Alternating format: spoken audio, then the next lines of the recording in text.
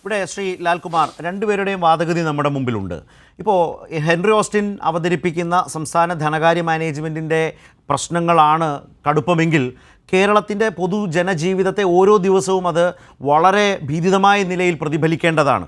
അത് ആ നിലയിൽ പ്രതിഫലിക്കുന്നുണ്ടോ? മറുഭാഗത്ത് കേരളത്തിൻ്റെ തനത് വരുമാനം വർദ്ധിക്കുന്നു, നികുതി വരുമാനം വർദ്ധിപ്പിച്ച് തന്നെ മുന്നോട്ട് പോകുന്നു. വസ്തുതകളും കണക്കും അതാണ്. അത് ഒരു ഭാഗത്തുള്ളപ്പോഴും കേന്ദ്രത്തിൻ്റെ കടുത്ത സാമ്പത്തിക പ്രതിസന്ധി പ്രതിഫലിക്കുമ്പോഴും കേരളത്തിൻ്റെ വികസന പ്രവർത്തനങ്ങൾക്ക് തടസ്സം വരാതെ കാര്യങ്ങൾക്ക് ഏതെങ്കിലും തരത്തിലുള്ള ഒരു വിലങ്ങില്ലാതെ സംസ്ഥാന സർക്കാർ ഇത് മുന്നോട്ട് കൊണ്ടുപോകുന്നത് കൂടുതൽ പ്രകടമാകുന്നുണ്ടോ? കോൺഗ്രസ് പറയുന്നത് പോലെയാണെങ്കിൽ ജനജീവിതത്തിൽ അത് കൂടുതൽ പ്രതിഫലിക്കണ്ടേ? നേരത്തെ ശ്രീ അനിൽകുമാർ പറഞ്ഞ അങ്ങനെയല്ലല്ലോ കേരളത്തിലെ സാഹചര്യം. പക്ഷേ കേന്ദ്രത്തിൻ്റെ ഇടപെടലിലെ പ്രശ്നങ്ങൾ ഈ സർക്കാർ നിരന്തരം ചൂണ്ടിക്കാട്ടിക്കൊണ്ടിരിക്കുന്നു. ഈ രണ്ട് സാഹചര്യങ്ങളാണ് നമ്മുടെ മുമ്പിലുള്ളത്. അവിടെയാണ് ഇന്ന് ധനകാര്യമന്ത്രി ഇതേക്കുറിച്ച് കേരളത്തിലെ കോൺഗ്രസിൻ്റെ സമീപനത്തെക്കുറിച്ച് പറഞ്ഞത്. അദ്ദേഹം പറഞ്ഞത് ഇരിക്കുന്ന കൊമ്പ് മുറിക്കുന്ന ശൈലിയാണ് കേരളത്തിലെ കോൺഗ്രസ് നേതൃത്വത്തിന് എന്നുള്ളതാണ്. കേരളീയൻ്റെ ഒരു ജനജീവിതത്തിൽ നിന്ന്, ഒരു ദിവസത്തെ ജനജീവിതത്തിൽ നിന്ന് എന്താണ് താങ്കൾ മനസ്സിലാക്കുന്ന ഒരു അവസ്ഥ?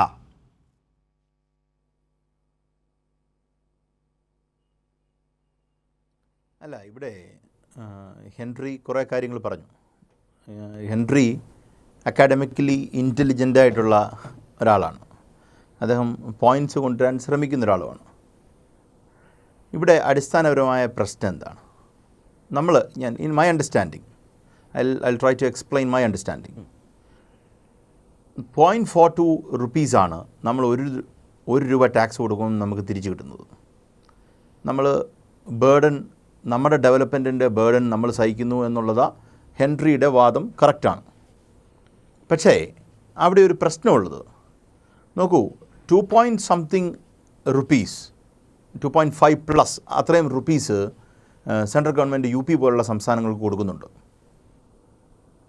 ഈ പറയുന്ന അലോക്കേഷനെ കുറിച്ച് വെച്ചാൽ കൂടുതലായി UP, ബീഹാർ അല്ലെങ്കിൽ ഇങ്ങനെ പറയുന്ന ഈ ബീമാരു സ്റ്റേറ്റുകൾക്കൊക്കെ കൊടുക്കുമ്പോഴും രഘുറാം രാജനെ പോലൊരാൾ പറയുന്നൊരു കാര്യമുണ്ടായിരുന്നു. Let us talk about your effective spending. അദ്ദേഹം പറഞ്ഞുകൊണ്ടിരുന്നൊരു കാര്യമാണ് ഇഫക്റ്റീവ് സ്പെൻഡിങ്. നിങ്ങൾ ഫൈനാൻസ് കമ്മീഷൻ്റെ അലോക്കേഷൻ്റെ പണം ഒരു സർക്കാരിന് കൊടുക്കുന്നു എന്നുള്ളതല്ല, എത്ര ഇഫക്റ്റീവായിട്ടാണ് നിങ്ങളിത് സ്പെൻഡ് ചെയ്യുന്നതെന്നുള്ളതിന് വലിയൊരു കാര്യമുണ്ട്. there lies the core issue. ഈ പറയുന്ന കേരളം ഇഫക്റ്റീവ് സ്പെൻഡിങ്ങിൻ്റെ ലൂപ്പിൽ വരുന്നൊരു സംസ്ഥാനമാണ് ഈവൻ ഫോർ രഘുറാം രാജൻ ഇതിനെക്കുറിച്ച് പറഞ്ഞിട്ടുണ്ട്. ഈ പറയുന്ന UP അല്ലെങ്കിൽ ഇങ്ങനെയുള്ള സംസ്ഥാനങ്ങളിലേക്ക് കൂടുതൽ പണം കൊടുക്കുമ്പോഴും യഥാർത്ഥത്തിൽ ഇത് ട്രിക്കിൾ ഡൗൺ ചെയ്ത് സാധാരണ ജനങ്ങളിലേക്ക് കൃത്യമായി എത്തുന്നുണ്ടോ എന്നുള്ള ഒരു ചോദ്യം അദ്ദേഹം ചോദിക്കുമ്പം ഇല്ല എന്നുള്ളൊരു വാദം അദ്ദേഹം തന്നെ വെക്കുന്നുണ്ട്. അപ്പോൾ അദ്ദേഹം പറയുന്നൊരു കാര്യം, ഇഫക്റ്റീവ് സ്പെൻഡിങ്ങിനനുസരിച്ച് നിങ്ങൾ പണം അലോക്കേറ്റ് ചെയ്ത് കൊടുക്കുക, പോപ്പുലേഷൻ കൂടുതലുള്ളത് കൊണ്ട് ഇത്ര കൊടുക്കുക എന്നുള്ളതിന് ഒരു റാഷണൽ അതിനകത്തില്ല എന്ന് അദ്ദേഹം പറയുന്നുണ്ട്. ഇവിടെ അതുമായിട്ട് നമുക്ക് ചേർത്ത് വായിക്കാവുന്നൊരു വിഷയമാണ്. കേരളം ഈ പറയുന്ന പോലെ സംസ്ഥാനത്തിൻ്റെ പോപ്പുലേഷൻ റീപ്ലേസ്മെൻറ്റ് ഫെർട്ടിലിറ്റി റേറ്റിലേക്ക് കൊണ്ടുവരുന്നു. That means our population is not growing, it's of course growing, but not at a remarkable rate. അത്രയും ഗ്രോത്ത് റേറ്റ് കൺട്രോൾ ചെയ്താൽ മാത്രമേ യഥാർത്ഥത്തിൽ ഒരു രാജ്യത്തിന് വികസിക്കാൻ പറ്റൂ എന്നുള്ളൊരു ആശയമുണ്ട്. റീപ്ലേസ്മെൻറ്റ് ഫെർട്ടിലിറ്റി റേറ്റ് വേണം. അതല്ലാതെ ഒത്തിരിയാണെങ്കിൽ അതിനകത്തൊരു അപകടം ഒളിഞ്ഞിരിപ്പുണ്ട് എന്ന് പോപ്പുലേഷനുമായി ബന്ധപ്പെട്ട പോപ്പുലേഷൻ തിയറിസ്റ്റുകൾ പറയുന്നുണ്ട്. ഇത് ശരിയാണെന്ന് മനസ്സിലാക്കി നമ്മുടെ സംസ്ഥാനം പോപ്പുലേഷൻ കൺട്രോൾ കറക്റ്റായിട്ട് കൊണ്ടുവന്നു. പോപ്പുലേഷൻ കൺട്രോൾ കൊണ്ടുവന്ന് പറഞ്ഞാൽ അത് ഞാൻ CPIM എന്നല്ല പറയുന്നത്, കേരളം ഭരിച്ചിട്ടുള്ള UDF അല്ലെങ്കിൽ LDF ഇതെല്ലാവരും ചേർന്ന് കൂട്ടായ ശ്രമത്തിൻ്റെ ഭാഗമായി നമ്മൾ പോപ്പുലേഷൻ നമുക്ക് നന്നായിട്ട് കുറയ്ക്കാൻ കഴിഞ്ഞു. ഈ കുറച്ചതിൻ്റെ ബേർഡനാണ് നമ്മളിപ്പോൾ അനുഭവിക്കുന്നത്. നമ്മൾ മനസ്സിലാക്കണം, ഇതിനകത്തൊരു വലിയ പൊളിറ്റിക്സ് ഒളിഞ്ഞിരിപ്പുണ്ട്. ഞാനത് കഴിഞ്ഞ ദിവസം എവിടെയോ എക്സ്പ്ലെയിൻ ചെയ്തു, എനിക്ക് കൈരളിയിലാണോ ഞാൻ എക്സ്പ്ലെയിൻ ചെയ്തതെന്ന് എനിക്കറിയില്ല. ഈ പറയുന്ന പൈസ കൂടുതൽ ആ സംസ്ഥാനങ്ങൾ കൊടുക്കുന്നു, അവർക്ക് ഇന്നെഫക്റ്റീവ് സ്പെൻഡിങ് ഉണ്ടാകുന്നു, നമ്മൾ പോപ്പുലേഷൻ കൺട്രോൾ ചെയ്യുന്നു. അതേ സ്ഥാനത്ത് ഈ പോപ്പുലേഷൻ കൺട്രോൾ ചെയ്യാത്ത സംസ്ഥാനങ്ങളിലേക്ക് അടുത്ത ഡീലിമിറ്റേഷൻ വരുമ്പം കൂടുതൽ സീറ്റ് അലോക്കേറ്റ് ചെയ്യണമെന്ന് BJP വാദിക്കുന്നുണ്ട്. എന്നുവെച്ചാൽ ഈ പോപ്പുലേഷൻ കൺട്രോൾ ചെയ്യാത്ത സംസ്ഥാനങ്ങൾ, ഇവർ ഏറ്റവും കൂടുതൽ പണം കൊടുക്കുന്ന സംസ്ഥാനത്ത് കൂടുതൽ ഇലക്ഷൻ്റെ സീറ്റും കൂടെ വരും. അപ്പം പോപ്പുലേഷൻ കൺട്രോൾ എന്ന് പറയുന്നത് രാജ്യത്തിൻ്റെ വികസനത്തിൻ്റെ ആവശ്യമാണെന്ന് ഇവരിങ്ങനെ ഘോരഘോരം പ്രസംഗിക്കുമ്പോൾ പോലും അത് കൊണ്ടുവന്നു കഴിഞ്ഞാൽ അവർക്കുള്ള വോട്ട് ബാങ്കിനെ അത് ബാധിക്കുമെന്ന് കൃത്യമായി അറിയാവുന്നതുകൊണ്ട് അതിൽ അവർ ടച്ച് ചെയ്യത്തുമില്ല. ഇതാണ് അതിൻ്റെ. അപ്പം നമുക്ക് ചുരുക്കത്തിൽ പറഞ്ഞാൽ ഇനിയിപ്പം കുറച്ച് നാൾ കഴിയുമ്പോൾ നമുക്ക് കാണാൻ പോകുന്നത് നോർത്ത് ഇന്ത്യൻ ഹാർട്ട്ലാൻഡിൽ നിന്ന് അല്ലെങ്കിൽ UP, ബീഹാർ ഇങ്ങനെ പറയുന്ന 3-4 സംസ്ഥാനങ്ങളിൽ നിന്ന് മാത്രം പുതിയ സീറ്റ് റേഷ്യോ വരികയാണെങ്കിൽ, സീറ്റ് പുതിയതായിട്ട് ഡിവൈഡ് ചെയ്ത് വരികയാണെങ്കിൽ കേരളം ഒന്നും ബാധകമല്ലാതെ തന്നെ അവർക്ക് പിടിക്കാനും പറ്റും. അതുകൊണ്ടാണ് ഈ സ്പെൻഡിങ് അവിടെ നടത്തിക്കൊണ്ടിരിക്കുന്നത്. ഇൻഎഫക്റ്റീവ് ആണെങ്കിലും സ്പെൻഡിങ് നടത്തിക്കൊണ്ടിരിക്കുന്നത്. കേരളമാണ് ഒന്നാം സ്ഥാനത്ത് ജനസംഖ്യാ നിയന്ത്രണത്തിൽ. കേരളം, തമിഴ്നാട് അടക്കമുള്ള ദക്ഷിണേന്ത്യൻ സംസ്ഥാനങ്ങളാണ് ഏറ്റവും അധികം ഈ പ്രശ്നം, ഈ വിപത്തിനെ നേരിടാൻ പോകുന്നത്. ഇപ്പോൾ തന്നെ നോക്കിയാൽ BJPക്ക് ഒരു നിലയ്ക്കും കടന്നു വരാൻ കഴിയാത്ത സംസ്ഥാനങ്ങളായി നിൽക്കുന്നതും ദക്ഷിണേന്ത്യയാണ്. സ്വാഭാവികമായും ഈ രാഷ്ട്രീയ നീക്കം ദക്ഷിണേന്ത്യയെ കുറെ കൂടി ദുർബലപ്പെടുത്തുകയും ചെയ്യും. Correct, I have no doubts.